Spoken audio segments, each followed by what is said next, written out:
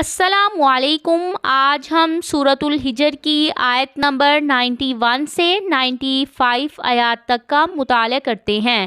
اعوذ باللہ من الشیطان الرجیم، بسم اللہ الرحمن الرحیم۔ الذین، وہ لوگ جنہوں نے جعلوا کر دیا القرآن، قرآن کو ایزینا، ٹکڑے ٹکڑے۔ اس آیت کی تفسیر میں بھی مختلف اقوال ہیں۔ پہلے قول کے مطابق یہاں قرآن سے مراد وہ آسمانی کتاب ہوگی جس کی پیروی کا حکم قوم صالح کو دیا گیا تھا۔ انہوں نے اس آسمانی کتاب کے ٹکڑے ٹکڑے کر دیے اور ان کے قتل کی بھی سازش کی تھی، کیونکہ اقوال کے مطابق یہاں قرآن سے مراد قرآن کریم ہے جو نبی کریم صلی اللہ علیہ وآلہ وسلم پر نازل ہوا تھا۔ ربک، پس قسم ہے آپ کے رب کی، لنسألنہم، البتہ ہم ضرور سوال کریں گے ان سے، اجمعین، سب کے سب سے۔ اللہ تعالیٰ قیامت کے دن تمام کافروں کے اعمال کا محاسبہ کریں گے جو وہ دنیا میں کرتے رہے ہیں۔ لیکن ایک دوسرا قول یہ ہے کہ یہاں مؤمن اور کافر تمام بنی نوع انسان مراد ہیں۔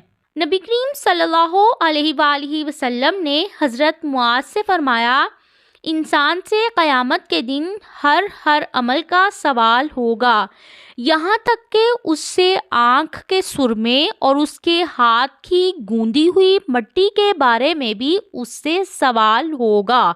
اما، اس چیز کے بارے میں، کانو، جو تھے وہ، یعملون، وہ عمل کرتے۔ اس آیت میں ان کافروں کو دھمکی دی گئی ہے جو قرآن کے بارے میں تقسیم کرتے ہیں کہ اس کا بعض حصہ شعر پر مشتمل ہے اور بعض جادو پر اور بعض گزشتہ اقوام کے واقعات پر۔ فَاسْدَعْ، پس آپ کھلم کھلا سنا دیجئے، بِمَا، جس کا، تُؤْمَرُ، تم حکم دیے جاتے ہو، وَأَعْرِضْ، اور اعراض کیجئے، عَنِ الْمُشْرِكِينَ، مشرکوں سے۔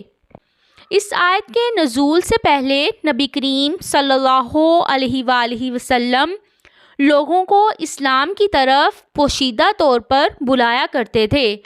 جب اس آیت میں آپ کو حکم ملا کہ کھل کر لوگوں کے سامنے آئیں اور اسلام کی دعوت دیں اور مشرکوں کی پرواہ نہ کریں، تو آپ اپنے صحابہ کے ساتھ باہر نکل کر لوگوں کو اسلام کی طرف بلانے لگے۔